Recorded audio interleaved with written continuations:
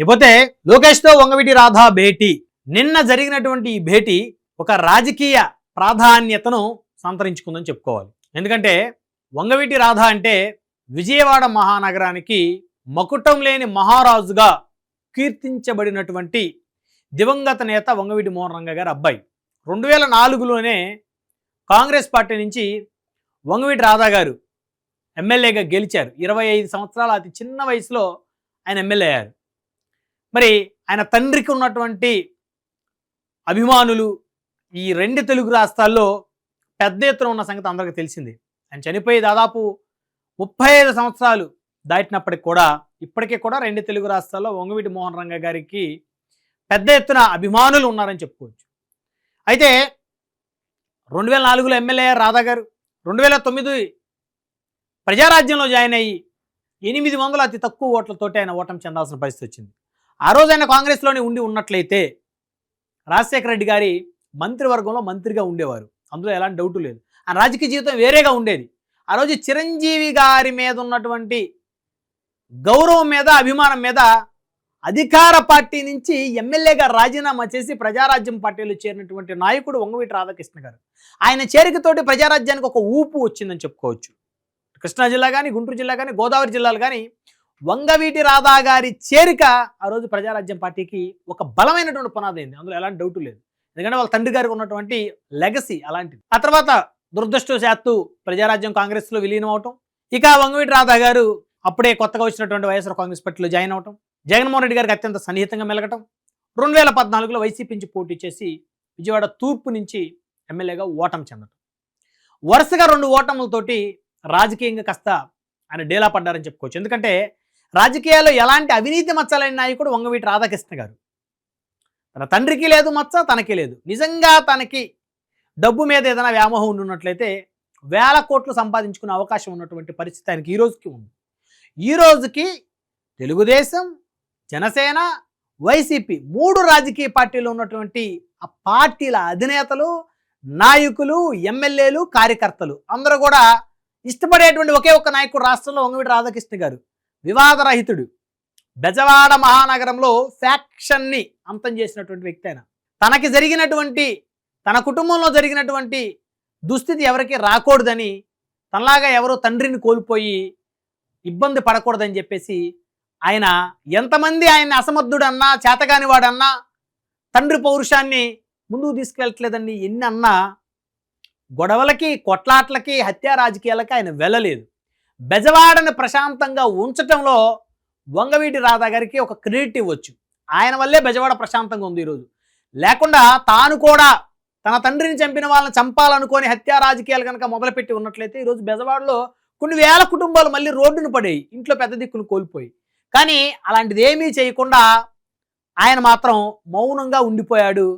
తన ప్రత్యర్థుల మీద ఎక్కడా కూడా దాడులకు, దౌర్జన్యాలకు వెళ్ళలేదు. తన తండ్రిని నమ్ముకున్నటువంటి నాయకులు, కార్యకర్తల కోసం తనకు చేతనంత రీతిలో పనిచేశాడు. 2019 ఎన్నికలకు ముందు అనూహ్య రీతిలో ఆయన తెలుగుదేశం పార్టీలో చేరారు. అయితే 2019 ఎన్నికలకు జగన్మోహన్ రెడ్డి గారు ఆయన విజయవాడ సెంట్రల్ సీట్ అడిగితే ఇవ్వలేదని చెప్పేసి ఆయన తెలుగుదేశంలో చేరిన పరిస్థితి. అయితే వైసీపీ మాత్రం 2019లో మేము మచిలీపట్నం ఎంపీ సీట్ జగన్మోహన్ రెడ్డి గారు ఇస్తామన్నారు. వారే ఆ ఎంపీ సీట్కి సంబంధించినటువంటి ఖర్చు కూడా పెట్టుకుంటామన్నారు. ఆయన రాధా గారు నాకు సెంట్రలే కావాలని చెప్పేసి వెళ్ళిపోయారు అనేది వైసీపీ నాయకులు ఇప్పుడు మాట్లాడుతున్న మాట, వారు గతం నుంచి 19 నుంచి. కానీ 2019లో వంగవీటి రాధా గారు తెలుగుదేశంలో జాయిన్ అయ్యారు. తెలుగుదేశంలో చేరినప్పటికీ కూడా ఆయన సీట్ ఆశించలేదు. మరి 2019లో తెలుగుదేశం పార్టీ మరి అధికారాన్ని కోల్పోయింది, వైసీపీ అధికారంలోకి వచ్చింది. మరి ఆయన టీడీపీలో జాయిన్ అయినప్పుడు తెలుగుదేశం పార్టీ అప్పుడు ఎమ్మెల్సీ ఇవ్వాలనుకున్నటువంటి పరిస్థితి. ఆయన వద్దన్న తర్వాత ఉద్యోగ సంఘాల జేఏసీ నాయకుడిగా ఉన్నటువంటి అశోక్ బాబు గారికి ఎమ్మెల్సీ కేటాయించారు. అంటే పదవి కోసం కూడా చేరలేదు ఆయన. పదవి కావాలనుకుంటే అప్పుడు అశోక్ బాబు గారు ఇప్పటికీ కూడా చెప్తా ఉంటారు, ఆ రోజు రాధా గారు వద్దంటే నాకు ఇచ్చారు ఎమ్మెల్సీ. ఇది ఫ్యాక్ట్, ఇది సత్యం, ఇది చరిత్ర. పదవి తీసుకోలేదు, డబ్బులు తీసుకోలేదు, కానీ తెలుగుదేశం పార్టీలో జాయిన్ అయ్యారు. 2024 ఎన్నికల్లో కూడా చాలామందికి తెలియని విషయం ఏంటంటే చంద్రబాబు నాయుడు గారు వంగవీటి రాధా గారిని మీరు ఏదో ఒక నియోజకవర్గం చూసుకోండి, మీకు సీటు కేటాయిస్తానని చెప్పినటువంటి మాట వాస్తవం. ఇది సాక్షాత్తు వంగవీటి రాధా గారు తన సన్నిహితులతో చెప్తూ ఉంటారు. కానీ ఆయన తాను ఎమ్మెల్యే గెలవడం ఇంపార్టెంట్ కాదు, ఈ కూటమి అధికారంలోకి రావడం ఇంపార్టెంట్ అనుకొని స్టార్ క్యాంపెయినర్గా వ్యవహరించారు. కూటమి తరపు నుంచి. ఆయన అటు పవన్ కళ్యాణ్ గారికి ఇష్టమైనటువంటి వ్యక్తి, పవన్ కళ్యాణ్ గారికి మిత్రుడు చెప్పాలంటే. చంద్రబాబు నాయుడు గారికి మరి ఆయన పార్టీలో జాయిన్ అయ్యారు, మరి ఆయన కూడా ఆయన్ని ఇష్టపడుతున్న పరిస్థితి. అయితే ఎన్నికలప్పుడు ఏం చెప్పారు, వంగవీటి రాధా గారి భవిష్యత్తు నేను చూసుకుంటాను, తెలుగుదేశం పార్టీ చూసుకుంటుందని చెప్పేసి బెజవాడ ప్రజల ముందు చంద్రబాబు నాయుడు గారు మాట ఇచ్చారు. అయితే చంద్రబాబు గారు మాట ఇస్తే తప్పే మనిషి కాదు, చాలామంది అంటుంటారు ఆయన మాట మీద నిలబడ్డని వైసీపీ ప్రచారం చేస్తుంది. కానీ దాదాపుగా చంద్రబాబు నాయుడు గారు మాట ఇస్తే తప్పడం అనేది చాలామంది యొక్క అభిప్రాయం. ఇకపోతే ఏడాదిన్నర గడిచింది, వంగవీటి రాధా గారికి ఎలాంటి పదవి రాలేదు. అయితే మరి నిన్నెందుకు కలిశారు, నిన్న లోకేష్ గారిని ఎందుకు కలిశారు, సుదీర్ఘమైన చర్చలు ఏం జరిగాయి? వంగవీటి రాధా గారు హైదరాబాద్లో ఉన్నారు. హైదరాబాద్లో ఉంటే లోకేష్ గారు ఫోన్ చేసి అన్న మిమ్మల్ని కలవాలి, మీరు రండి అని చెప్తే ఆయన హుటాహుట్న హైదరాబాద్ నుంచి వచ్చి విజయవాడ వచ్చి లోకేష్ గారిని కలిసి మళ్ళీ వెంటనే తిరిగి హైదరాబాద్ వెళ్ళిపోయాడు. అంటే రాధా గారు అంత అర్జెంటుగా వచ్చి మాట్లాడి అంత అర్జెంటుగా ఎందుకు వెళ్ళిపోయారు? ఏం మాట్లాడారు, ఏం జరుగుతుంది, ఏం హామీ ఇచ్చారు? ఇక్కడ ఒకటి ప్రధానంగా ఆయన సన్నిహితులు వర్గాలు చెప్తుంది ఏంటంటే, అన్నా మీరు పార్టీలో యాక్టివ్ అవ్వండి, పార్టీ కార్యక్రమాల్లో మీరు పాల్గొనండి, అధికారిక కార్యక్రమాల్లో పాల్గొనండి, మనం ముందుకు వెళ్ళాల్సినటువంటి అవసరం ఉంది. సో కాబట్టి ఖచ్చితంగా మీరు తెలుగుదేశం పార్టీ సంబంధించినటువంటి కార్యక్రమాల్లో పాల్గొనాలి, ప్రభుత్వానికి సంబంధించిన అధికారిక కార్యక్రమాలు కూడా మీరు పాల్గొనాలి. నేను ఉన్నాను, నేను మీతో ఉంటాను. అదేవిధంగా 2.5 సంవత్సరాల తర్వాత క్యాబినెట్ విస్తరణ, అంటే ఆల్రెడీ సంవత్సరన్నర అయిపోయింది, మరొక ఏడాదిలో క్యాబినెట్ విస్తరణ జరగనుంది. మరి 2027 ఆ ప్రాంతానికి ఎమ్మెల్సీ కూడా భారీ ఎత్తున ఖాళీలు అయ్యేటువంటి అవకాశం ఉంది ఎమ్మెల్సీలు. సో కాబట్టి పెద్ద గ్యాప్ ఏం లేదు, ఆల్రెడీ 2025 సెప్టెంబర్ వచ్చేసింది, అక్టోబర్, నవంబర్, డిసెంబర్ ఈ యొక్క 3 నెలలు, అదొక సంవత్సరం 3 నెలలు. సో ఆల్రెడీ ఇప్పుడు సంవత్సరం 4 నెలలు, సంవత్సరం 5 నెలలు అయిపోయింది ప్రభుత్వం వచ్చి. అంటే మంత్రివర్గంలో తీసుకున్నాక 6 నెలల్లో ఏదో ఒక చట్టసభలో ఉండాల్సిన అవసరం ఉంది, శాసనసభ కానీ శాసన మండలి కానీ. అంటే కరెక్ట్గా 2027 జనవరిలో ఖాళీ అయ్యేటువంటి ఎమ్మెల్సీలకి రాధా గారికి 2026లో మంత్రి పదవి ఇస్తే 26 ఎండింగ్కి, సో ఆయన్ని చట్టసభకి మరి ఏదో ఒక శాసనసభ కానీ శాసన మండలి కానీ సభ్యుడిగా ఎన్నికవ్వాలి, ఎంపిక అవ్వాలి, కాబట్టి అవకాశం ఉంది. సో దానికి సంబంధించిన చర్చ కూడా వీరిద్దరి మధ్య వచ్చినట్టయితే స్పష్టంగా తెలుస్తోంది ఆయన సన్నిహిత వర్గాల ద్వారా. అయితే ఇక్కడ ఒకటి, చంద్రబాబు నాయుడు గారు రాజకీయంగా చాలా తెలివైన వ్యక్తి. వంగవీటి మోహన్ రంగా గారి కుమారుణ్ణి చంద్రబాబు నాయుడు గారు వాడుకొని వదిలేశారనేటువంటి అపవాదు తాను తెచ్చుకునేటువంటి పరిస్థితిలో లేడు. ఇప్పుడు 100% తెచ్చుకోడు. ఒకవేళ అపవాదు వస్తే మళ్ళీ 29 ఎన్నికల్లో అది తెలుగుదేశానికి మైనస్ అవుతుంది. ఆల్రెడీ ఒక పక్క చూస్తే టీడీపీ, జనసేన, బీజేపీ కలయికలో జనసేన కాస్త నామినేటెడ్ పదవులు తక్కువ ఇస్తున్నారు అనేటువంటిది ఒకటి వినపడతా ఉంది, కాస్త అసంతృప్తులు ఉంటారు. ఇటు తెలుగుదేశంలో వంగవీటి రంగా గారి అబ్బాయిని మరి దాదాపు ఆయన 2019 నుంచి ఆయన వాడుకొని వదిలేసి ఆయనకి ఏ పదవి ఇవ్వలేదంటే ఖచ్చితంగా ఆయా సామాజిక వర్గాలు కాస్త అసంతృప్తికి లోనవుతాయి. సో కాబట్టి ఆ ఛాన్స్ చంద్రబాబు నాయుడు గారు తీసుకునే అవకాశమే లేదు. కాబట్టి ఖచ్చితంగా వంగవీటి రాధా గారికి న్యాయం చేస్తారనేటువంటి ఒక చర్చ రాజకీయ వర్గాల్లో ఇప్పుడు వచ్చింది. నిన్న ఆయన హుటాహుట్న లోకేష్ గారిని కలవటంతో, అంటే ఈయన అత్యవసర ఒక ఇంపార్టెంట్ వర్క్ పని మీద హైదరాబాదులో గత వారం రోజుల నుంచి ఉంటా ఉన్నారంట. సో ఆ పని మధ్యలోనే వదిలేసి లోకేష్ గారు పిలిచారని చెప్పేసి వచ్చారు, వెంటనే మళ్ళీ ఆ పని పూర్తి చేసుకోవడం కోసం వెళ్ళారు. అంటే బెజవాడలోనే ఉంటాడు ఈయన 24 గంటలు. అదే హైదరాబాద్లో ఒక పని నిమిత్తం ఒక 1 వీక్ నుంచి ఉన్నారు. ఇంకొక 1 వీక్ ఆ పని అయ్యేంత వరకు ఉండాలని చెప్పేసి ఉన్న ఆ తరుణంలో లోకేష్ గారి దగ్గర నుంచి ఫోన్ కాల్ రాగానే వెంటనే గౌరవంగా వెళ్ళి హైదరాబాద్ నుంచి విజయవాడ వెళ్ళి ఆయనతో కలిసి చర్చించి మళ్ళీ హైదరాబాద్ వచ్చారు ఆయన. అయితే నిన్నటి నుంచి కూడా రాధా గారికి సంబంధించిన ఎపిసోడ్ మళ్ళీ తెర మీదకి వచ్చింది. ఆయనకి ఏం పదవి ఇస్తారు, ఏం అవకాశం ఇస్తారని. ఖచ్చితంగా వంగవీటి రాధా గారు ఈ కూటమి ప్రభుత్వంలోనే తెలుగుదేశం పార్టీ తరపు నుంచి చట్టసభకి వెళ్ళే అవకాశం స్పష్టంగా ఉంది. శాసన మండలికి, మంత్రివర్గంలో కూడా చంద్రబాబు నాయుడు గారు తీసుకునేటువంటి అవకాశాలు స్పష్టంగా కనపడుతున్నాయి.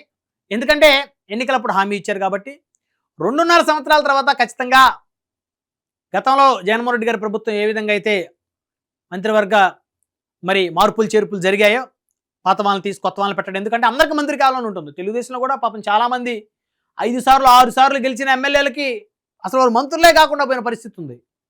సో కొత్త వాళ్ళకి యంగ్స్టర్స్కి ఇచ్చారు.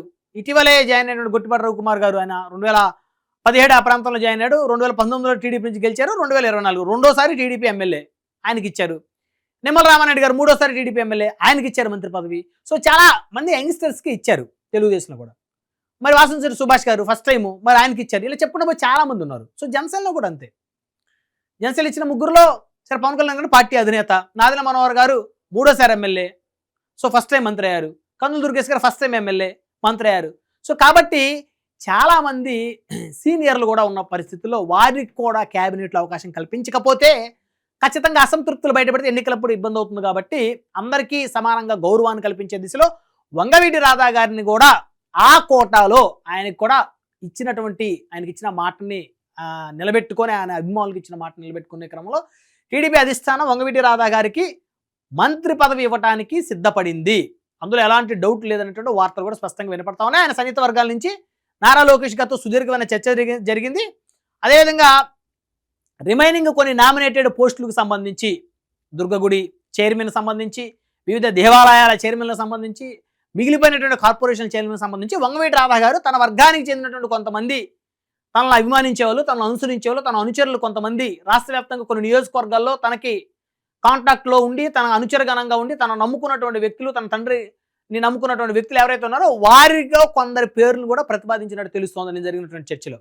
సో ఆ క్రమంలో భాగంగానే లోకేష్ గారు పార్టీలో మీరు యాక్టివ్ అవ్వాలి క్రియాశీలకంగా, ఎందుకంటే మీరు అధికారం వచ్చేంత వరకు కష్టపడ్డారు, స్టార్ క్యాంపెయిన్గా వ్యవహరించారు, కానీ పార్టీ అధికారంలోకి వచ్చిన తర్వాత మీరు అధికారాన్ని ఎక్కడ అనుభవించేటువంటి ఆలోచన కూడా చేయటం లేదు, ఇంతవరకు ఫలాంది కావాలని నోరు తెరిచి అడగలేదు. చాలామంది ఎమ్మెల్యేలు, మంత్రులు మాకు ఈ కాంట్రాక్ట్ కావాలి, మాకు ఈ ఫైల్స్ మీద సంతకాలు పెట్టండి, లేకపోతే మాకు ఈ కాంట్రాక్ట్లు ఇప్పించండి అని చెప్పేసి అడిగిన వాళ్ళు చాలామంది ఉన్నారు.